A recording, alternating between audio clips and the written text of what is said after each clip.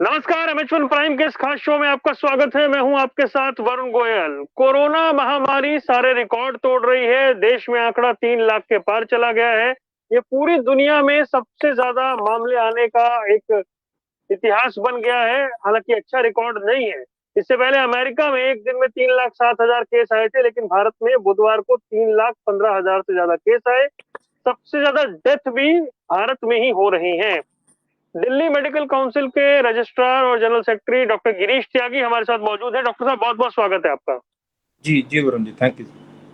जी doctor साहब, सबसे पहले तो हम ये समझना चाहेंगे कि ये अगर पीक है तो ये कब तक जाएगा, कहाँ तक जाएगा, क्योंकि मामले तो रुक नहीं रहे हैं। तो क्या समझे, ये हालात क्या है? ये पीक कब तक जाएगा तो बहुत ही कहना मुश्किल है, क्योंकि जिस हिसाब से केसेस बढ़ रहे हैं, प्लस जैसे अभी कुंभ का मेला हुआ था, उसमें काफ़ी लोग दिल्ली के गए थे और अब वो वापस लौट रहे हैं, तो कितना आगे फैलाएंगे। बंगाल में रैली चल रही है इलेक्शन के टाइम पे, यूपी में इलेक्शन हो रहे हैं, तो धीरे धीरे वहाँ पे जो सोशल डिस्टेंसिंग, मास्क लगाना, ये सारी जो कोरोना अप्रोप्रिएट बिहेवियर थे जो कि हमें फॉलो करने थे, हमने नहीं करे उनको। तो अब हम्म। उसका ये मुश्किल जो हमारे को आ रही है, इसी वजह से आ रही है कि हमने जो हमारे को जो करना चाहिए था हमने नहीं करा, और उसके नतीजे भी ये सामने आ रहे हैं। और अब पीक का कब तक होगी ये भी कहना मुश्किल है। कम से कम ये 10 एक दिन तो और चलेंगे। उसके बाद आज की डेट में जो बुरा हाल है मरीजों का, खास तौर से कि मरीजों को ना बेड मिल पा रहे हैं, बेड मिल गए तो वहाँ पर ऑक्सीजन की कमी आ रही है, ऑक्सीजन है वहाँ पे तो आईसीयू की जरूरत हो तो वहाँ पर आईसीयू फुल पड़े हैं, वेंटिलेटर नहीं है। तो बहुत ही दयनीय स्थिति है मरीजों के लिए, और हमारे लिए बड़े अफसोस की बात है कि एक सिस्टम जो एक, जैसा आपने कहा कि एक हमने रिकॉर्ड में हम नंबर 1 पे आ गए हैं अमेरिका को पीछे जोड़ते, जो कि बड़े गलत ही तरीके से हम उस पे नंबर पे, जो कि हम नहीं आना चाहते थे उसमें, जो कि हमें आना पड़ा। जी डॉक्टर साहब, हालांकि हम नहीं चाहते कि लोग पैनिक हों, लेकिन अभी ये जो हालात बने हुए हैं, क्योंकि जैसा नंबर बढ़ता जा रहा है और उस हिसाब से हमारे पास जो हमारा जो एक हेल्थ का इंफ्रास्ट्रक्चर है, वो बहुत ज्यादा प्रेशर में आ गया है। वो हैंडल कैसे होगा? हेल्थ का जो आप इंफ्रास्ट्रक्चर कहें तो हमारा का हेल्थ सिस्टम करीब करीब कोलैप्स कर चुका है हम्म। आज की डेट में, क्योंकि जो केसेस बढ़ रहे हैं, मरीजों को जैसे पता पड़ता है कि कोरोना पॉजिटिव आया, जिसको कोरोना पॉजिटिव आते ही उसका जब मीडिया में देखता है, न्यूज में देखता है, अपने पड़ोसी से, दोस्तों से बात होती है, तो कहता है कि सच एंड सच पर्सन को गया था वहां पे, बेड नहीं मिले, तो वो आंख बंद करके, अगर वो ठीक भी होता है तो उसको लगता है कि अगर 2 दिन बाद मेरे को अस्पताल की जरूरत पड़ेगी तो मेरे को पता नहीं मिलेगा नहीं मिलेगा, तो इसलिए पहले के से जबकि वो फिट भी है तो भी अस्पताल की तरफ निकल पड़ता है, वो ये देखने के लिए कि मेरा कहीं एडमिशन हो जाए, कम से कम एक सेफ जगह पे मैं लैंड कर जाऊं और डॉक्टरों की निगरानी में मेरा काम शुरू हो जाए। लेकिन वहां पर बेड तो है ही नहीं वहां पर, तो पूरा भटकता रहता है। इन बिटवीन उसकी तबीयत थोड़ी सी खराब हो जाती है, जब उसको जरूरत होती है तो वहां पर अस्पताल में जगह तो है ही नहीं आज की डेट में। जी जी। डॉक्टर हरीश सूद, आप मुझे सुन पा रहे हैं सर? तो अभी ये जो हाँ जी, मैं जो सुन पा रहा हूँ। सिचुएशन है, ये हाँ जी। पैनिक, मतलब जिस तरह से लोग हो गए हैं और हॉस्पिटल्स में जगह नहीं है, बेड नहीं है, हुँ, ऑक्सीजन सिलेंडर के लिए लोग घूम रहे हैं, टैबलेट्स के लिए हुँ, घूम रहे हैं, इंजेक्शन के लिए घूम रहे हैं। पैनिक ज्यादा हुँ। है या सिचुएशन वाकई वर्स्ट है? सिचुएशन वर्स है और उसके साथ-साथ पैनिक भी है। हम्म। लेकिन सिचुएशन वर्स होने की वजह से पैनिक है। हम्म। अगर सिचुएशन वर्स नहीं होती तो ये पैनिक भी नहीं होता। इससे हम्म। पहले भी एक वेव आई है, उसपे इतना पैनिक नहीं था और हम्म। सिचुएशन भी ज़्यादा वर्स नहीं थी। इस वक़्त तो ये हालात है, बेड नहीं मिल रहे हैं, ऑक्सीजन नहीं मिल रही है, मेडिसिन्स नहीं मिल रही हैं। लोग इमरजेंसी के अंदर जाके वहां से वापस ही नहीं आना चाहते, वहीं बैठ के बेड का वेट कर रहे हैं। एक तरह से मैं ये हम्म। कहूँ तो मेडिकल जो हमारा ये इंफ्रास्ट्रक्चर है वो एक तरह से कोलैप्स होने की स्थिति में। जी जी। डॉक्टर गिरीश त्यागी, जो बात डॉक्टर हरीश सूद कह रहे हैं, अब आगे क्या? क्योंकि हम देख रहे हैं कि डॉक्टर्स डबल शिफ्ट में काम कर रहे हैं, मेडिकल स्टाफ डबल शिफ्ट में काम कर रहा है, बहुत ज्यादा तनाव है, प्रेशर है। वो 10 मरीज को ठीक करते हैं, 50 बाहर खड़े हुए हैं। तो ऐसे में उनके बारे में कौन सोच रहा है? उनके बारे में कोई नहीं सोच रहा। और पहली चीज तो हमारे को यहाँ पर एक जागरूकता हमारे को बतानी पड़ेगी कि मरीजों को पैनिक ना करें। आपकी अगर कोरोना रिपोर्ट पॉजिटिव आ गई है, आप किसी अपने नजदीक के चिकित्सक जो आपका फैमिली डॉक्टर है उससे कंसल्ट करें, एसपी को अपना एग्जामिन करें और प्रॉपरली जो अपना जो कोरोना अप्रूव्ड बिहेवियर है उसको फॉलो करते रहें, अपने आप को अलग कर लें। और जिनका कोरोना की रिपोर्ट पॉजिटिव है, नेगेटिव भी आ गई है, उनके भी रिक्वेस्ट है कि घर से बाहर ना निकलें और अपना मास्क लगाना, सोशल डिस्टेंसिंग, हाथ को लगातार जल्दी जल्दी धोना, इन चीज़ों को फॉलो करें।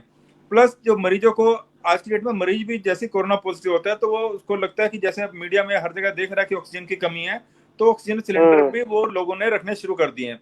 उसकी वजह से जिनको उनको जरूरत नहीं है, उन मरीजों को जिनको ऑक्सीजन की जरूरत भी नहीं है, उन्होंने भी ऑक्सीजन के सिलेंडर अपने घर पे रखने शुरू कर दिए हैं। इस कंडीशन में कि अस्पताल में जगह भी नहीं मिलेगी, ऑक्सीजन भी नहीं मिलेगी, तो कम से कम घर पे ऑक्सीजन लगा के कुछ टाइम हम निकाल लेंगे जब तक अस्पताल में जगह मिले। तो लोगों को ये समझना चाहिए कि इस स्टेज पे अभी तो हमारे पास ऑक्सीजन की कमी है, प्लाज्मा लोगों को चाहिए वो नहीं मिल रहा, मेडिसिन की कमी चल रही है, रेमडेसिविर की। प्लस आगे आने वाले टाइम पे जैसा आपने कहा कि हमारे यहाँ ह्यूमन रिसोर्स यानी डॉक्टर, नर्सिंग स्टाफ जो हमारा जो केयर कर रहा है, उनकी भी कमी होने जा रही है।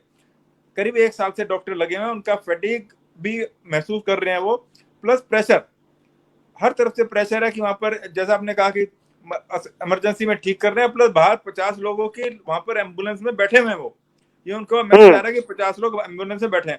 तो कब ये एकदम से वोलेटाइल हो जाए एटमॉस्फेयर, इसका हमें नहीं पता। इसलिए गवर्नमेंट को, पब्लिक को इस चीज को ध्यान रखना चाहिए कि इस कंडीशन पे अच्छी तरह से ध्यान दें, लोगों को जागरूक करें। ऑक्सीजन की सप्लाई तो अनइंटरप्टेड रहे। रेमडेसिविर से बिना काम चल सकता है, प्लाज्मा के बिना काम चल सकता है, लेकिन ऑक्सीजन के बिना काम नहीं चलेगा। ओनली ऑक्सीजन लाइफ सेविंग दवाई है यहाँ पर, only life saving is oxygen. Remdesivir life saving नहीं है, प्लाज्मा लाइफ सेविंग नहीं है, प्लस ऑक्सीजन लाइफ सेविंग है। तो ऑक्सीजन की सप्लाई तो पूरा अवेलेबल होनी चाहिए, ऑक्सीजन की कमी किसी हिसाब से ना हो। ये गवर्नमेंट और एडमिनिस्ट्रेशन इसको दुरुस्त करे। ठीक है डॉक्टर हरीश, एक चीज मैं जानना चाहूंगा, क्या सबको हॉस्पिटल जाने की जरूरत है? क्योंकि पैनिक बहुत ज्यादा हो गए हैं लोग, तो क्या सबको जाने की जरूरत है? कैसे एलोबरेट करेंगे? जी, सबको जाने की जरूरत नहीं है, सिर्फ उनको जाने की जरूरत है जिनको सांस लेने में कुछ दिक्कत हो रही है, खांसी पूरी तरह से ठीक नहीं हो रही है, रिपीटेडली खांसी चल रही है, उनको, सिर्फ उन लोगों को हॉस्पिटल में अप्रोच करने की जरूरत है। जी डॉक्टर, ये जो जितने हाँ बोले सर बोले। नहीं, बाकी तो ये है, हल्का बुखार आता है 99, 100, तो कितने ऐसे लोग हैं जो घर पर ही रह के क्रोसिन, डोलो 650 लेके अपना आराम कर रहे हैं, रेस्पिरेशन रेट उनका ठीक है, सैचुरेशन वो अपना चेक कर रहे हैं, वो उनका ठीक है।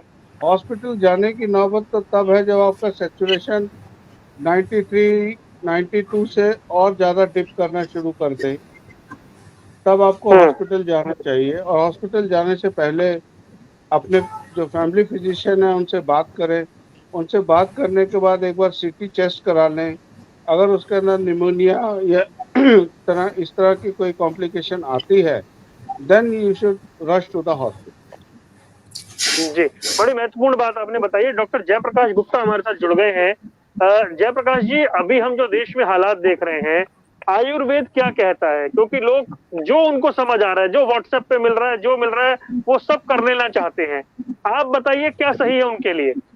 ऐसा है कि सामान्यतः जिनमें माइल्ड सिम्टम्स हैं, जिनमें थोड़े से लक्षण हैं और उनका कोविड पॉजिटिव टेस्ट आया है RT-PCR, तो उनको कोई ऐसी चिंता करने की आवश्यकता नहीं है। और हमारे पास आयुर्वेद में बहुत सारी औषधियां जो लाक्षणिक चिकित्सा है अथवा इम्यूनिटी बूस्ट करने के लिए बहुत सारी औषधियां हैं जो घर में ही सब लोग ले सकते हैं। भारत में अधिकतर लोगों के यहाँ तुलसी का पौधा होता है। तुलसी रेगुलरली अगर वो ले लें तो वो बहुत अपना बुखार में भी और सामान्य खांसी जुकाम है तो उसमें भी और इम्यूनिटी बूस्ट भी करेगी। उसके अतिरिक्त ये सब लोग जानते हैं, आज के रामदेव जी की कोरोनिल आई है, उसके बाद से और भी बहुत सारे लोग जानने लगे हैं। गिलोय का सत्व बड़े आराम से ले सकते हैं।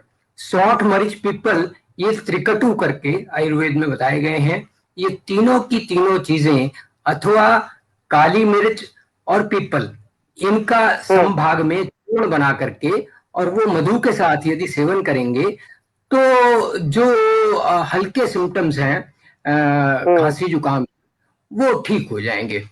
तो जैसा डॉक्टर साहब बता रहे थे अभी, सामान्यतया ऐसा माना भी जा रहा है कि 95% लोगों को सामान्य लक्षण होते हैं और वो ठीक हो जाते हैं।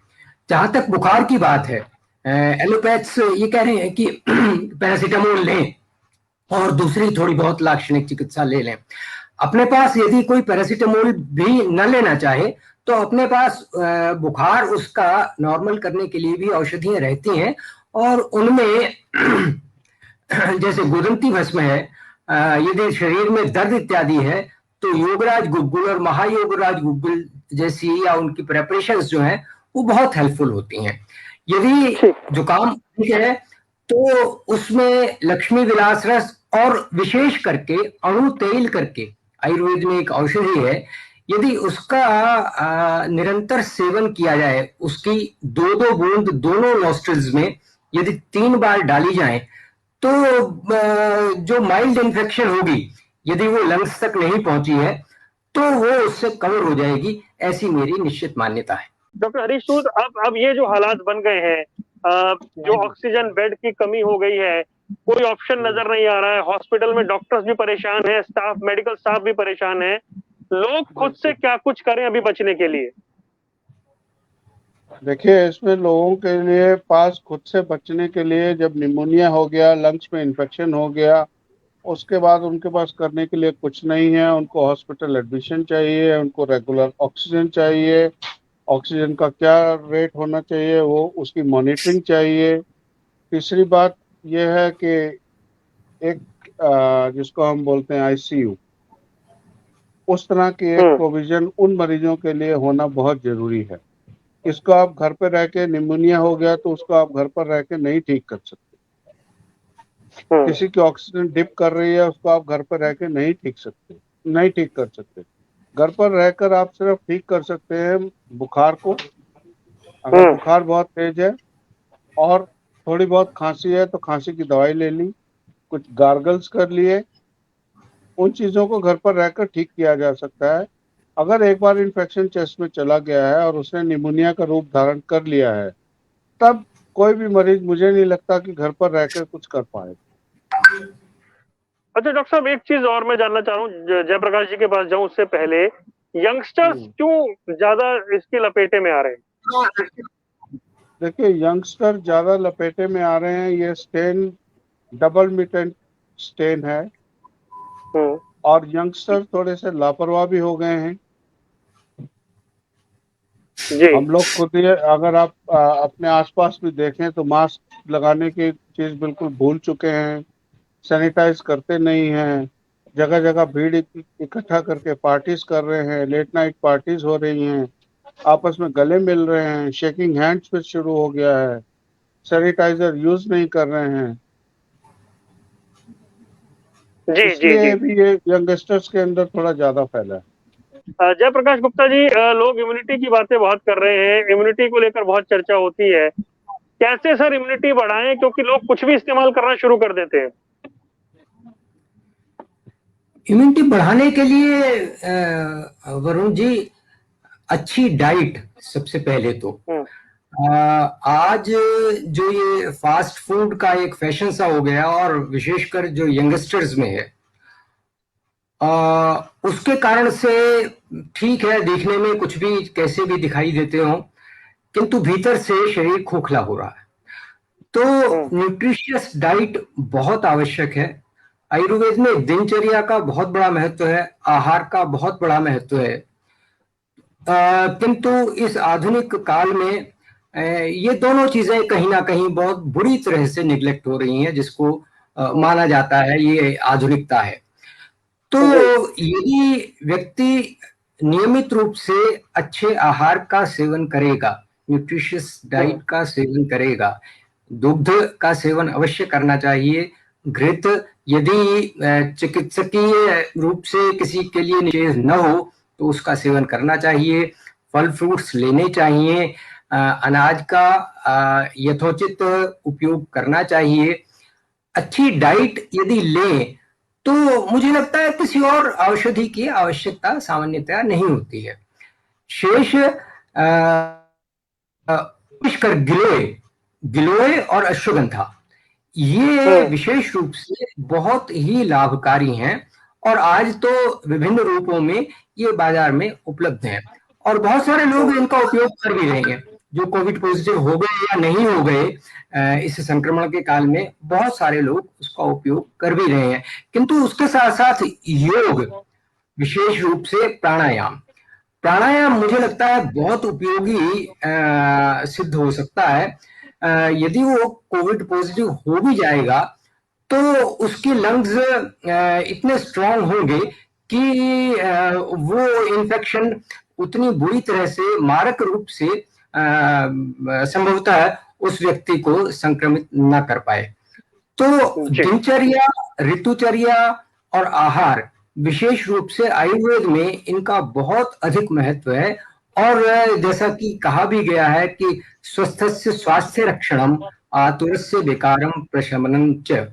तो आयुर्वेद प्रारंभ ही यहाँ से करता है कि स्वस्थ के स्वास्थ्य की रक्षा किस प्रकार से करनी है और इसी कारण से आयुर्वेद का जो स्वस्थ का चैप्टर है, अध्याय है या इसकी जो शिक्षाएं हैं उनमें मनुष्य को किस प्रकार से स्वस्थ रखा जा सकता है, उसमें दिन सूर्योदय से लेकर के रात्रि शयन तक आपने क्या किस प्रकार से करना है उसका बड़ा ही विशेष वर्णन है। लेकिन उसमें से भी मैंने मूल रूप से जो मैंने आपको बातें बताई कि जिस प्रकार आज बेड टी का जो एक फैशन हो गया है वो बेड टी नहीं लेनी चाहिए, ये लोग जानते ही हैं किंतु ये फैशन हो गया है।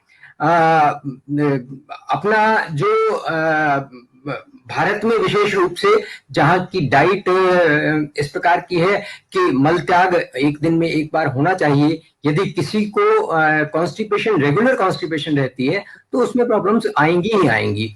तो आहार से बहुत सारी चीजों को, बहुत सारे रोगों को, बहुत सारी इन्फेक्शंस को भी और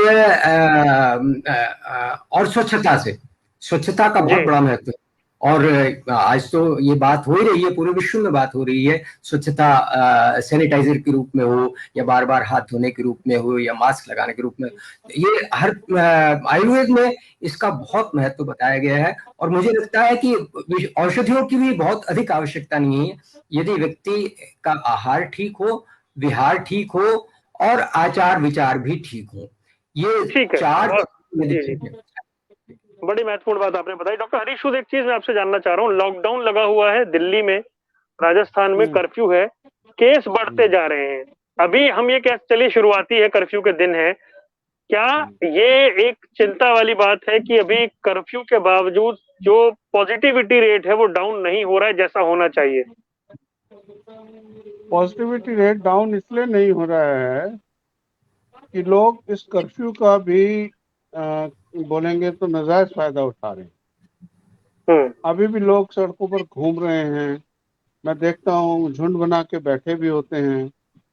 मैं खुद शायद आपको तो मालूम है, मैं सिविल डिफेंस में हूँ और कैंटोनमेंट जनरल हॉस्पिटल में मैं आज विजिट करने गया था।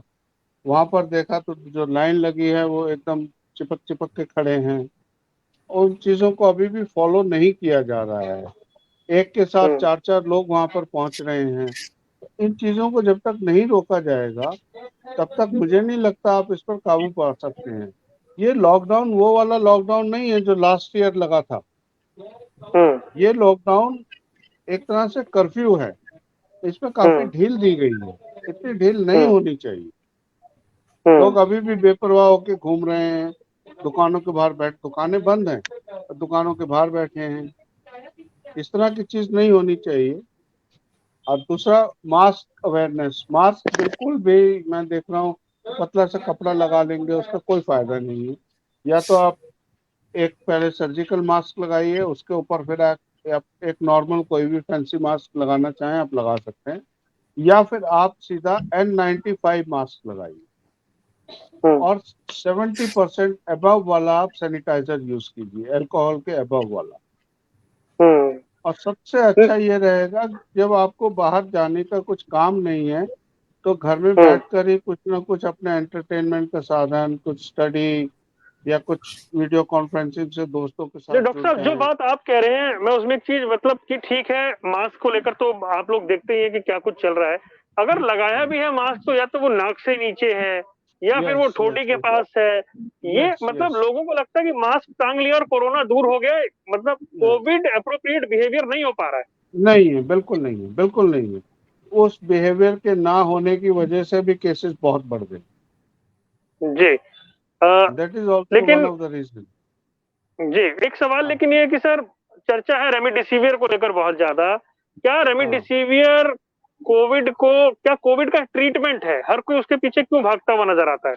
देखिए, खाली रेमडेसिविर ही कोविड के लिए ट्रीटमेंट नहीं है। डिपेंड करता है ट्रीटिंग डॉक्टर के ऊपर कि वो उस चीज को, किस तरह का पेशेंट है, कितना उसका निमोनिया है, क्या स्टेज है, वो सारी चीज डिपेंड करती है उस पर्टिकुलर जो ट्रीटिंग डॉक्टर के ऊपर। अब लोगों को समझ नहीं है, पीछे आया कि रेमडेसिविर इंजेक्शन से ठीक हो रहे हैं तो लोगों ने वो सोचा चलो हम वो खरीद के स्टॉक कर लें। फिर पीछे खबर आई कि ऑक्सीजन की कमी हो रही है तो रोज के मेरे पास 50 फोन आ गए, डॉक्टर साहब एक सिलेंडर दिलवा दो। अरे भाई, सिलेंडर लेके आप करोगे क्या? एक सिलेंडर से आपको इन्फेक्शन हो गया अगर चेस्ट के अंदर, तो एक सिलेंडर से आपका कुछ होगा नहीं। तो अननेसेसरली इस तरह कुछ चीजें लोग ब्लॉक कर रहे हैं। उसको जिनको करने से जरूरत नहीं है वो भी कर रहे हैं। वो जिनको जरूरत नहीं है वो कर रहे हैं, और जिनको जरूरत है उनको मिल नहीं पा रहा है। ये भी एक बहुत बड़ी समस्या है। बहुत बड़ी समस्या है। जी जी, डॉक्टर जेपी गुप्ता, एक चीज मैं आपसे जानना चाहूंगा सर, मैं आता हूँ सर आपके पास। डॉक्टर जेपी गुप्ता, एक चीज बताइए कि क्या हमारे घर की रसोई में, किचन में भी कुछ ऐसी चीजें हैं जो इम्यूनिटी बूस्टर का काम कर जाती हैं? किचन में भी हमारे पास सामान्यतः काली मिर्च सबके पास है। काली मिर्च का सेवन अपन चाय में डालकर भी कर सकते हैं, अथवा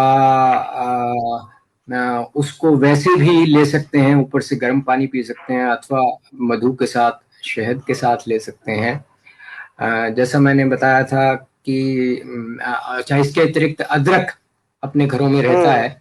वो विशेष रूप से जो श्वसन संस्थान के नाक से लेकर के गले तक के जितने भी लक्षण हैं, चाहे श्वास है, प्रतिशाय है, कास है, खांसी जुकाम इत्यादि, उसमें बहुत लाभकारी होते हैं और ये सभी घरों में मिल जाता है और बहुत से लोग इसका रेगुलर सेवन करते भी हैं। तो इस प्रकार से अपने किचन में और भी हल्दी की बड़ी चर्चा होती है ना सर, हल्दी की बहुत चर्चा रहती है। हल्दी हल्दी बहुत महत्वपूर्ण है, और हल्दी हमारे यहाँ तो सब्जी में तो हल्दी डलती ही है। और हल्दी निश्चित रूप से, आपने ध्यान दिलाया, हल्दी निश्चित रूप से इम्यूनिटी बूस्टर भी है। और हल्दी, ये बिल्कुल स्थापित है कि हल्दी एंटीसेप्टिक भी है, एंटीबैक्टीरियल भी है, और निश्चित रूप से वो तुरंत लाभकारी भी है। हल्दी को किसी भी रूप में, हल्दी का सेवन बहुत लाभकारी है और सब किचन्स में वो अवेलेबल है। जी, डॉक्टर हरीश सूद, मैं आपसे जानना चाह रहा था अब कि अभी भी इतने केस आने के बाद भी ऐसे कितने ही लोग हैं जिनमें वैक्सीन को लेकर हेजिटेशन है।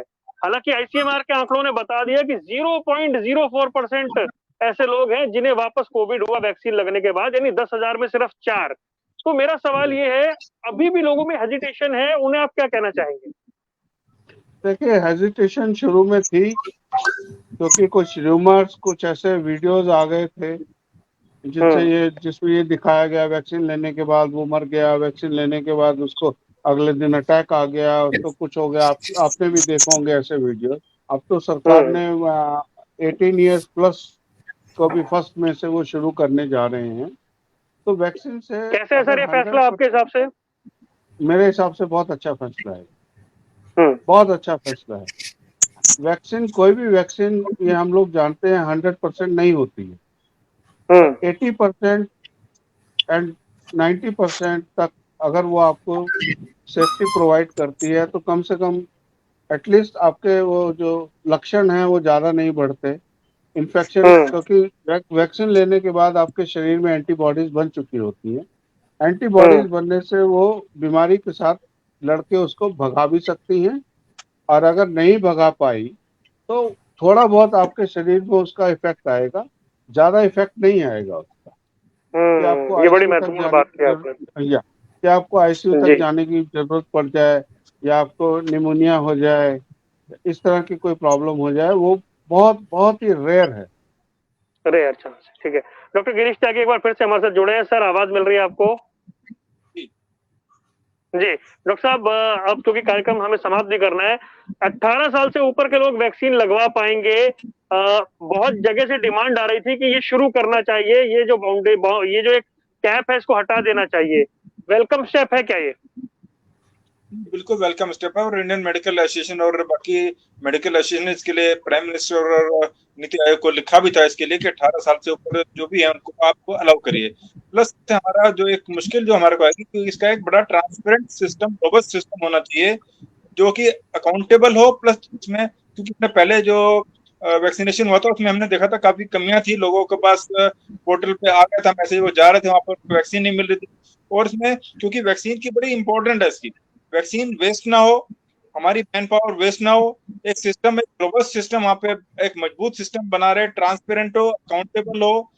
और इसको दुरुस्त करने के लिए जो डिफरेंट हमारी एजेंसी हैं, चाहे वो सरकार है, चाहे वो एडमिनिस्ट्रेशन है, या दूसरे जो लोग भी इसमें इन्वॉल्व हैं, उनको ये देखना पड़ेगा कि इसमें लोग, क्योंकि अगर वहां पे जाके लोग बाग अगर वैक्सीन के लिए और वैक्सीन नहीं मिल रही हो या वैक्सीन शॉर्टेज है तो बड़ी दिक्कत होगी पूरे। इसलिए सिस्टम को पूरे दुरुस्त करके हमने 1 मई से हम शुरू करने जा रहे हैं इसको सभी के लिए। तो इसको बड़ा वेलकम स्टेप है, जो हम डिमांड थी हमारी पूरी हो रही है, लेकिन इस सिस्टम को बड़ा ट्रांसपेरेंटली और सिंसियरली इसको लागू करना चाहिए।